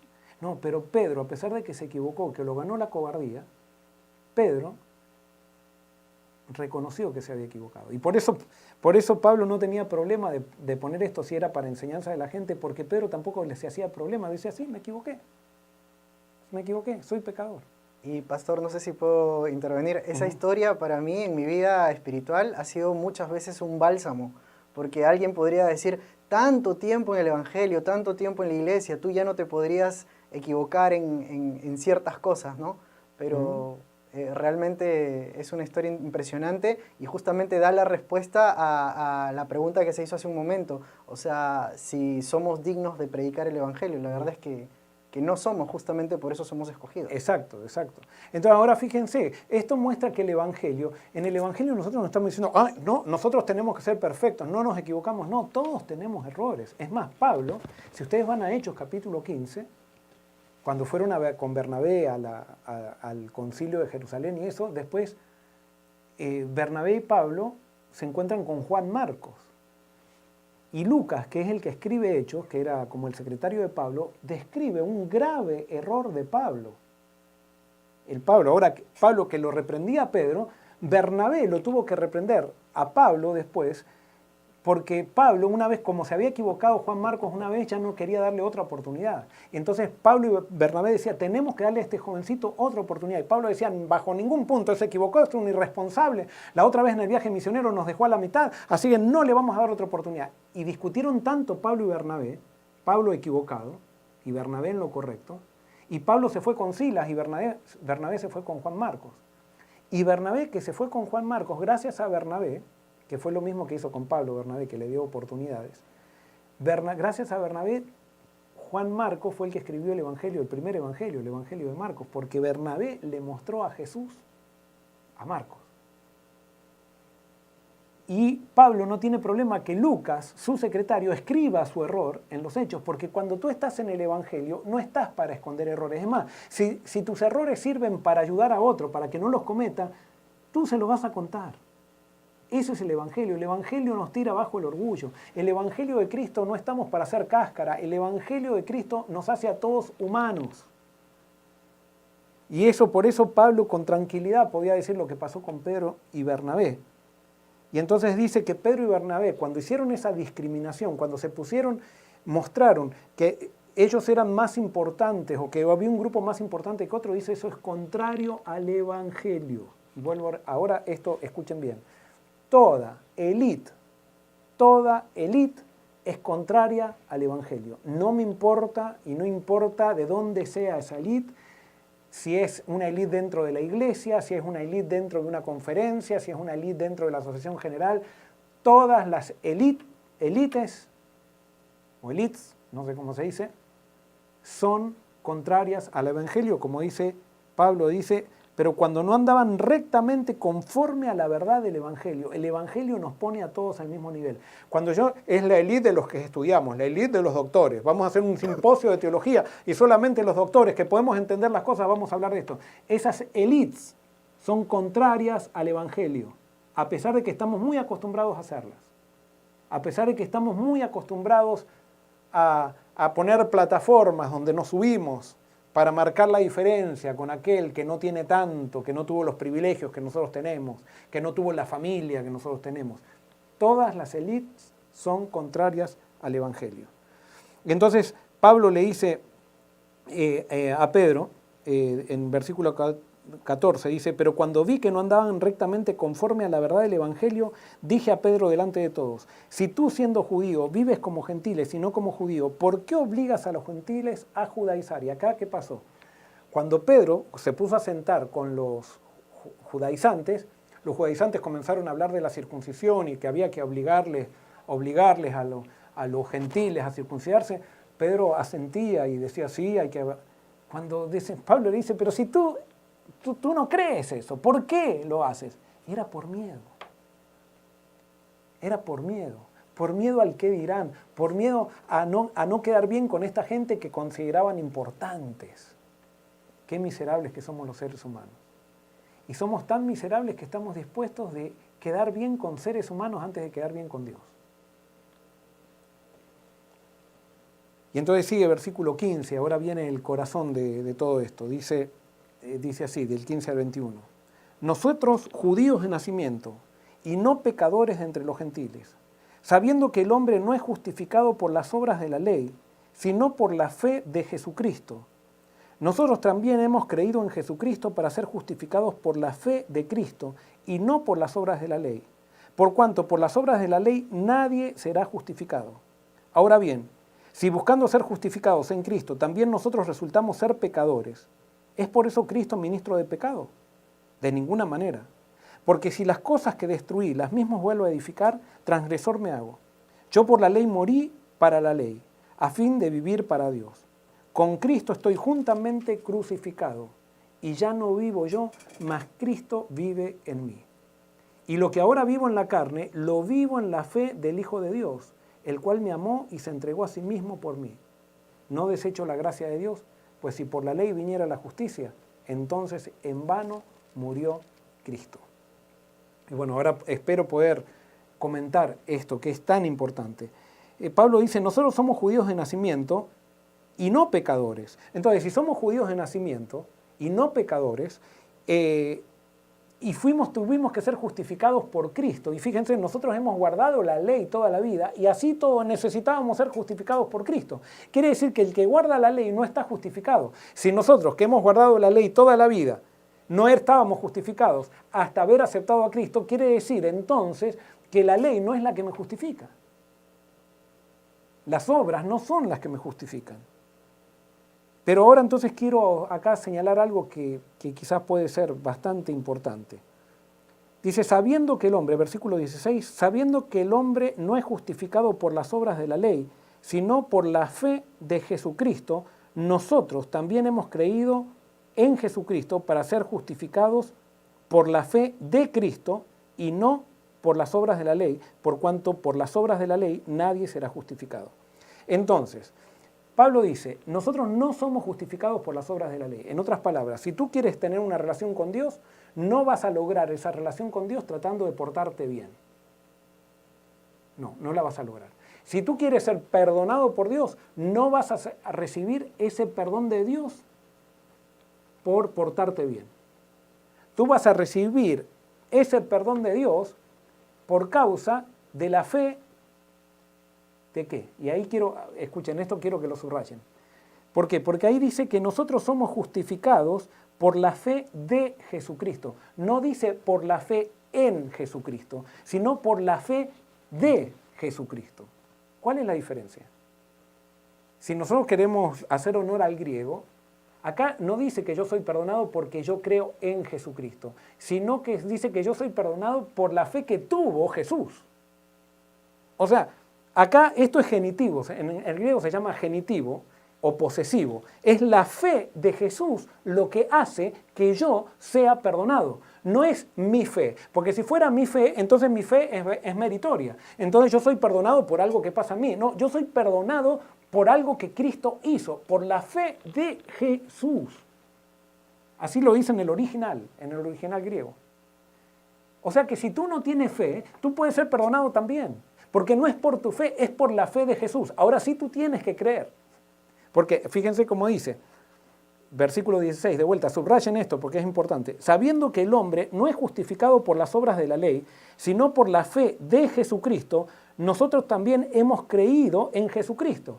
O sea, cuando yo sé que soy justificado por la fe de Jesús, yo creo en eso. Y ese creer mío es muy débil, pero ese creer mío se agarra de la fe de Jesús y es la fe de Jesús la que me salva. Es lo que Jesús hizo. Mi fe es muy voluble, mi fe. Mi fe es muy como para decir, yo me salvo por mi fe. No, yo no me salvo por mi fe, yo me salvo por la fe de Jesús. Yo me salvo por las obras de Jesús. O sea, porque esa fe de Jesús se manifestó en obras. Entonces yo me salvo en Jesús. Tengo que creer simplemente eso. Y ese creer me lo da Dios, pero mi creer es muy débil. No es la fe de Jesús mi creer. Mi creer es motivado por Jesús, por el amor de Jesús. Mi creer es mi decisión de creer que yo soy salvo por la fe de Jesús. Pastor, solo para complementar, me viene a la mente aquel episodio del muchacho endemoniado, cuando el padre está clamando para que Jesús haga el milagro. Jesús le dice, si crees, al que cree todo le es posible. El padre le dice, creo, le miente. Ayuda a mi incredulidad. O sea, le miente a Jesús porque dice, si tengo que ser sano, si para que mi hijo sea sano hay que creer, entonces te digo que creo. Y por adentro se da cuenta y dice, no, la verdad que no creo. Es como un grito desesperado. Exacto. De ayuda a mi incredulidad, porque no tengo. ¿Qué es nuestra creencia? Nuestra creencia es nuestra decisión de gritar desesperados a Jesús. Y es que está motivado incluso por Jesús eso, ni es nada nuestro, o sea, pero simplemente yo no lo puedo definir así, es nuestra decisión. Pero nosotros somos salvos por la fe de Jesús. Abraham fue salvo por la fe de Jesús. Él creyó y le fue contado por justicia porque él creyó lo que Dios le dijo, pero lo que lo salvó a Abraham no fue su creencia, fue la fe de Jesús, Lo que nos salva a nosotros es la fe de Jesús. Y ¿sabes qué? Cuando tú crees y Jesús se conecta contigo, esa fe puede ser tuya. O sea, tú puedes, pero ya no es o sea, esa fe de Jesús se manifiesta en ti. Pero es la fe de Jesús la que nos salva. Porque si no, entonces nosotros tenemos que, porque alguien puede decir, yo no tengo fe, no importa, ayuda a mi incredulidad. Porque es por la fe de Jesús, la cual te salva. Y por eso, por ejemplo, a esa persona que se siente indigna, que decía que se siente indigna, gloria a Dios.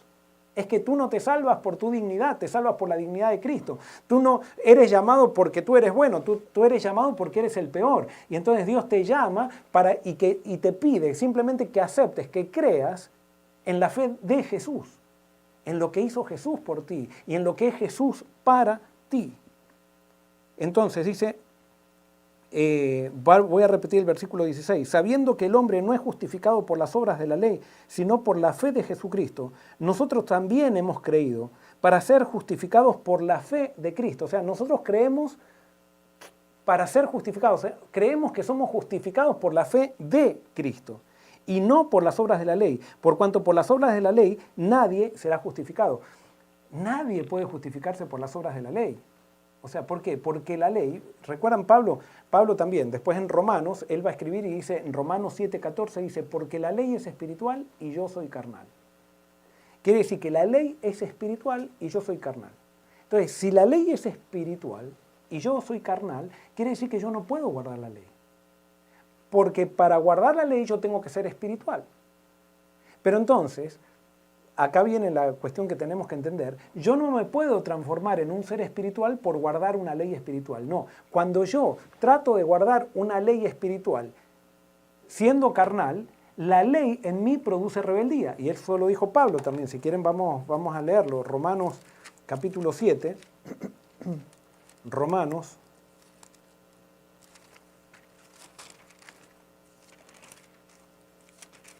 capítulo 7.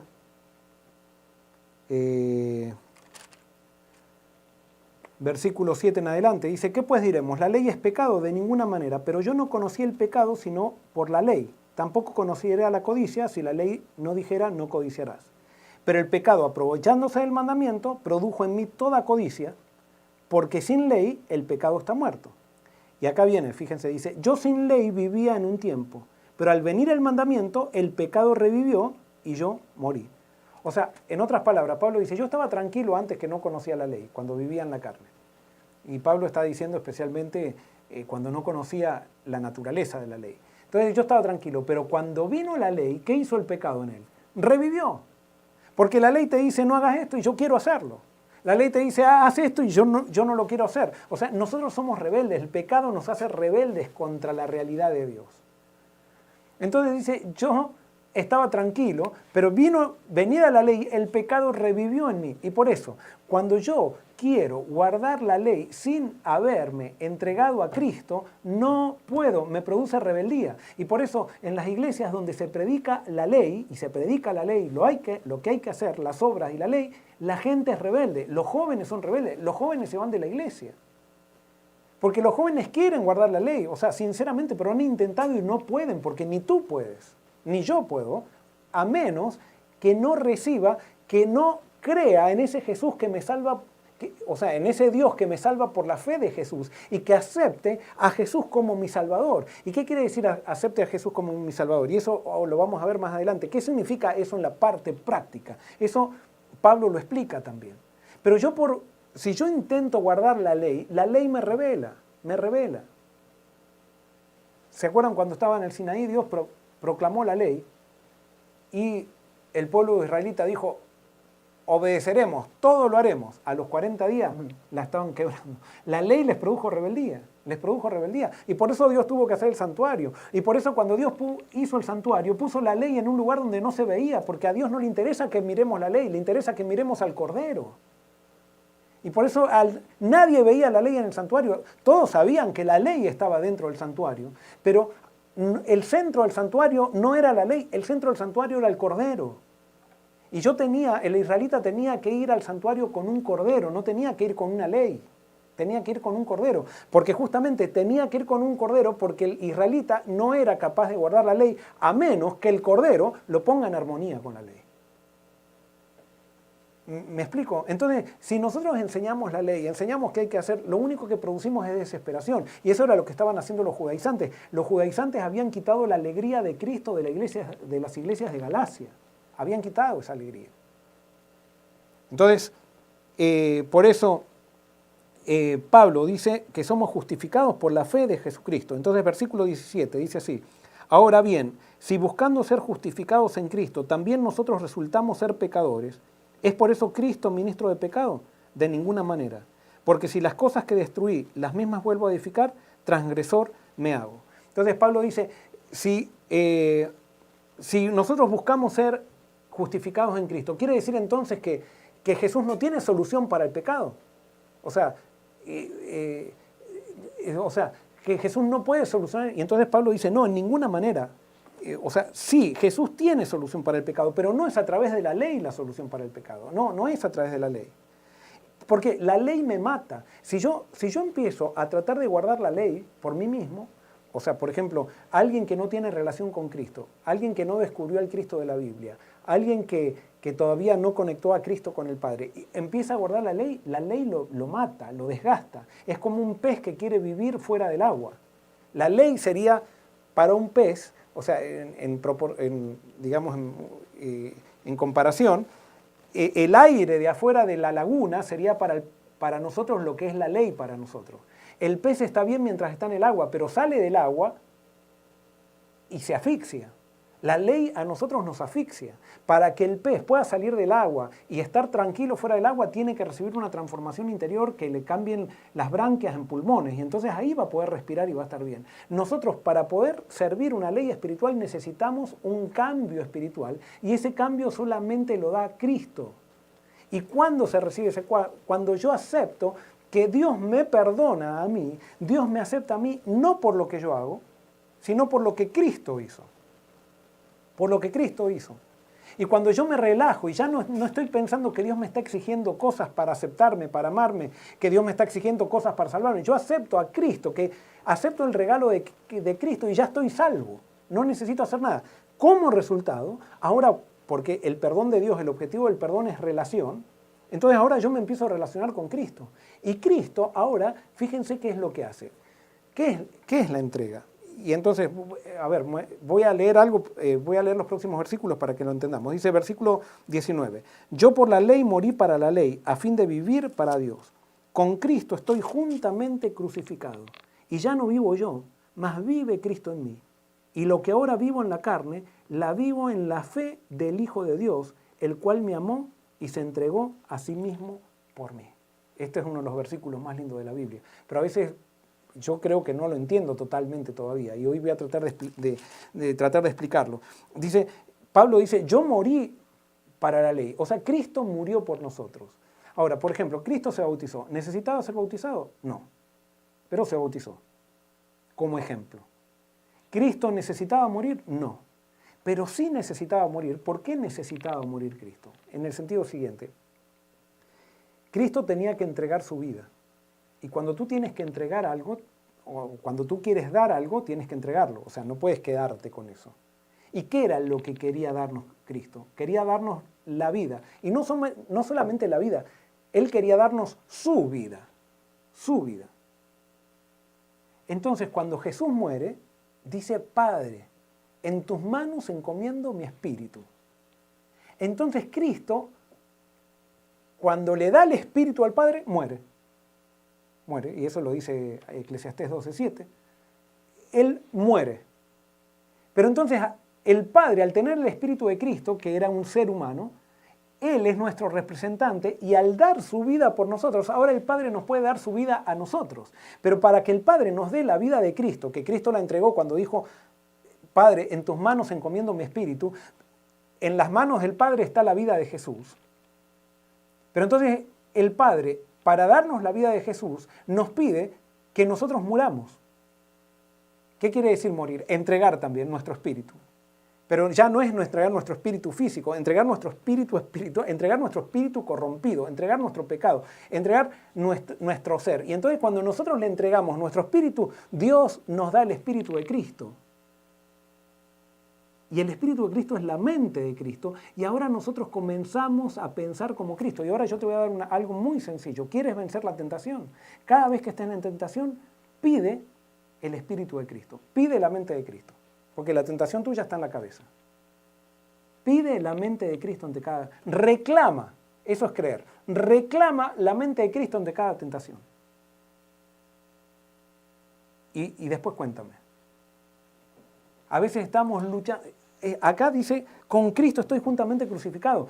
Justamente lo que quiere enseñar Pablo en la vida cristiana no es para hacer, no es para luchar, es para rendirse, es para morir. Tú y yo tenemos que morir, tenemos que entregar. No es cuestión ahora de luchar, guardar la ley, es rendirnos a Cristo y pedir lo que Él entregó, su espíritu, su vida. Cuando eso suceda, ahora lo que vivamos en la carne, ya no la vamos a vivir en nuestro espíritu, sino que lo vamos a vivir en la fe del Hijo de Dios. Fíjense que en la fe del Hijo, no en mi fe, en la fe de Él, porque Él me entrega su espíritu y ahora es la fe de Él trabajando en mí. Y eso me mantiene a mí en la presencia de Cristo y del Padre. Y ahí está la victoria. Ahí está el amor, el gozo, la paz, la paciencia, toda la alegría que los Gálatas habían perdido por el evangelio tergiversado de los judaizantes. Y entonces Pablo termina diciendo, no desecho la gracia de Dios, pues si por la ley viniera la justicia, entonces en vano murió Cristo. Si por la ley viniera la justicia, Cristo no tendría que haber entregado su espíritu. En el espíritu de Cristo tenemos la ley, tenemos todo. Simplemente debemos reclamarlo, debemos creer. Gloria a Dios. ¿Hay alguna pregunta? Así es, tremendo, pastor. Estamos aprendiendo mucho, yo creo. Wilson Pineda González nos pregunta, pastor, si el Señor no obliga a nadie a obedecer, entonces ¿por qué obligó a Jonás a ir a Nínive a predicar? ¿Por qué Jehová mandaba apedrear a aquellos que pisoteaban el sábado? Muy bien, acá, bueno, este es un tema largo. Yo la verdad que no siento que Dios obligó a Jonás a ir a predicar. Dios lo llamó a Jonás. Acuérdense que Jonás era profeta. Dios llama y cada uno elige. Jonás podría haberse ido a Tarsis si quería, pero Dios en su amor lo envió a Nínive para que aprendamos nosotros cosas. Cuando nosotros decidimos seguir a Dios, nos entregamos a Dios, nosotros no ponemos las condiciones del camino después. Es Dios. Cuando le entregamos nuestra vida, es Dios el que nos guía. Y Jonás le había entregado, todavía le faltaba mucho a Jonás, pero le había entregado su vida a Dios, entonces Dios estaba dirigiendo su vida. Y Dios no lo obligó, lo llamó, como me llama a mí a predicar. O sea, yo me puedo negar a predicar, pero no me quiero negar, me hace feliz. Pero hay veces que yo como Jonás puedo tener miedo de predicar. Y entonces ahí yo tengo que decidir si quiero ir a Tarsis o a Nínive. Por ejemplo, Pedro no fue obligado, pero Dios lo estaba llamando a predicar el Evangelio y en Antioquía Pablo lo tuvo que reprender porque le dio miedo de predicar lo que tenía que predicar ante los judaizantes. Dios no obliga. Yo puedo rechazar eso, pero mientras estoy todavía sin haber rechazado la persona de Dios y estoy en la influencia de Dios, Dios va guiando mi vida y yo puedo modificar ese plan como lo hizo Jonás, porque no era el plan de Dios que Jonás lo tragara un pez ni nada por el estilo. Yo puedo modificar el plan, pero mientras esté con Dios, siempre llego al objetivo. ¿Por qué Dios mandaba apedrear? Eso sería otro tema. Quizás más largo para analizar, que ahora creo que ese no sería el tema. Yo no creo, pero sí te voy a decir algo. Esto, en una sociedad se necesitan leyes civiles. La ley del ojo por ojo y diente por diente es una ley muy sabia, que no sirve para transformar corazones, sino que sirve para contener el mal. Y sí, la ley no transforma a nadie, pero contiene el mal. ¿Por qué? Porque la ley le da miedo al pecador y entonces el pecador se abstiene de hacer más daño porque hay una ley. Entonces, las leyes que había en el Antiguo Testamento, tenemos que distinguir entre las leyes civiles que había, que esa era la de ojo por ojo, diente por diente, que eran necesarias. Ahora, por ejemplo, si alguien pasa un semáforo en rojo, viene una multa. Y nadie está en contra de eso, es muy necesario. Pero esa ley, el hecho de que yo pare en un semáforo en rojo siempre, eso no me transforma el corazón, ni me hace más manso. Sino que yo paro porque me conviene y no quiero pagar la multa. Entonces, la ley no transforma a nadie, pero sí contiene el mal. Y por eso, en una sociedad como la israelita, había leyes civiles que eran necesarias para contener el mal. No para transformar a las personas, sino para contener el mal. Eliana Mascheroni dice, a mí me comía la cabeza el sábado. Traté de hacerlo siempre lo mejor que podía y me traía mucho sufrimiento. Una tortura era para mí, hasta que leí Gálatas. Gracias, Joel, cada palabra es muy importante.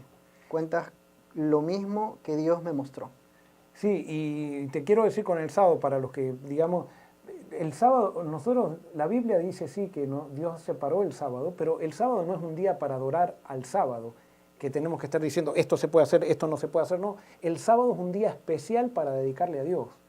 Y en eso estamos todos de acuerdo, en eso todos concordamos que la Biblia es el día que establece, pero en cómo se guarda el sábado, ya eso va a variar de acuerdo a cada persona, de acuerdo incluso a culturas, de acuerdo a un montón de cosas. O sea, no podemos tampoco reglamentar, decir, el que hace esto en sábado está mal.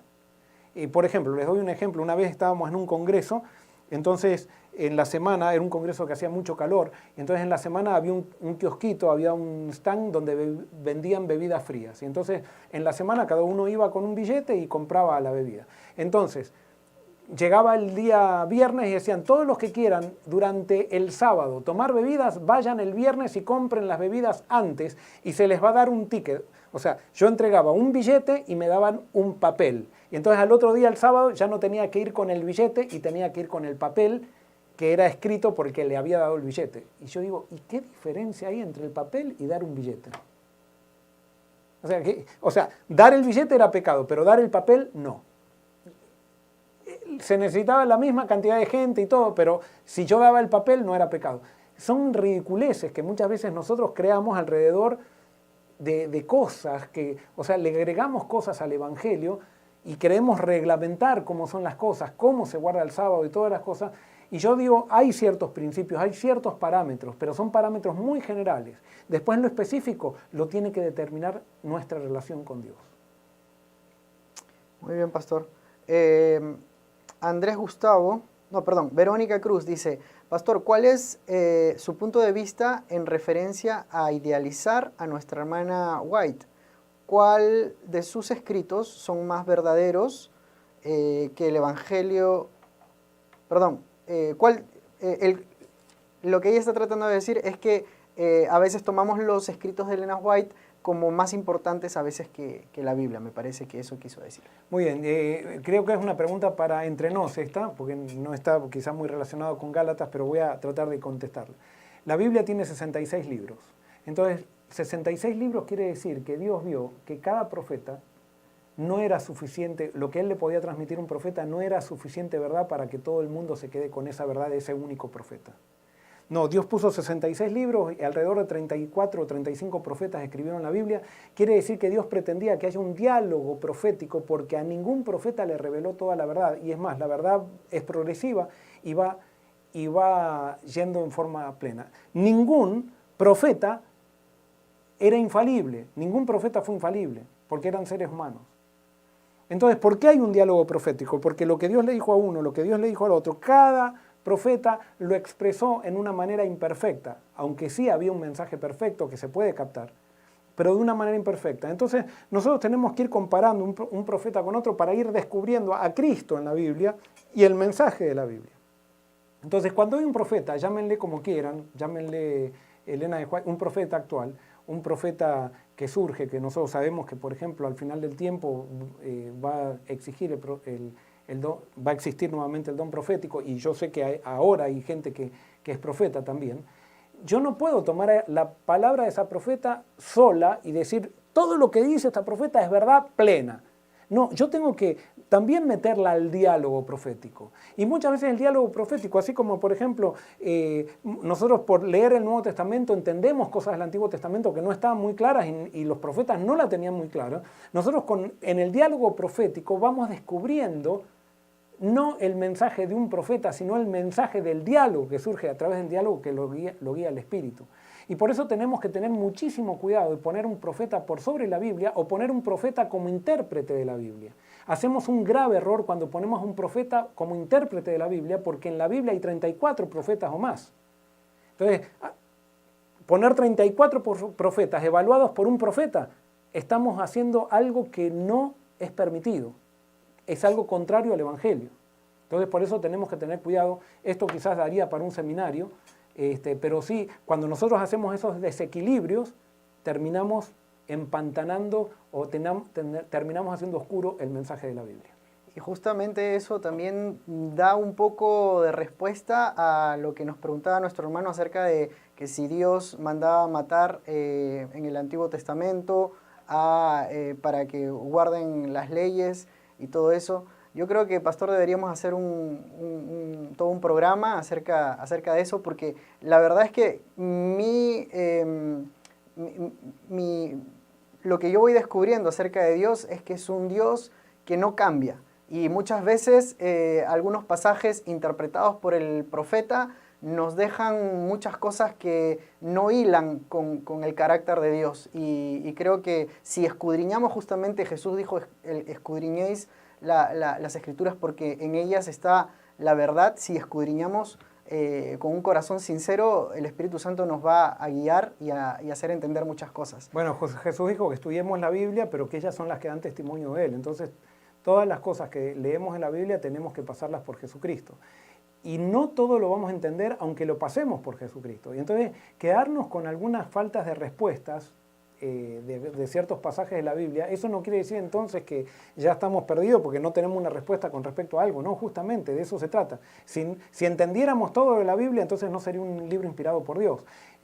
Tenemos que seguir analizando. Yo no sé incluso si estamos en el tiempo, por lo menos acá en Forest City, y hacer un seminario de lo que recién estábamos diciendo, porque tenemos que seguir profundizando, tenemos que entender primero lo esencial para después entender todo lo demás. Y por supuesto, cada uno tiene que seguir analizando, y tiene que seguir investigando, y tiene que seguir ampliando los horizontes del entendimiento a través del estudio de la Biblia, a través de Jesucristo.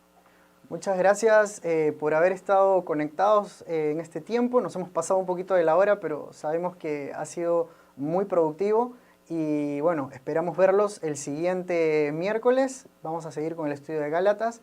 Pastor, no sé si podemos terminar con una oración. Cómo no, vamos a orar.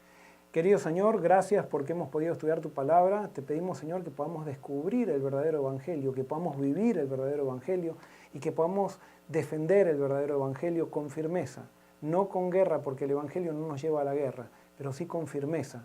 Estar de parte, Señor, de ese evangelio que tú le revelaste a los apóstoles, nos has dejado en la Biblia y que ha sido revelado a través de la vida de Jesús. Gracias, Señor, por todo, y esto te lo pedimos en el nombre de Jesús. Amén.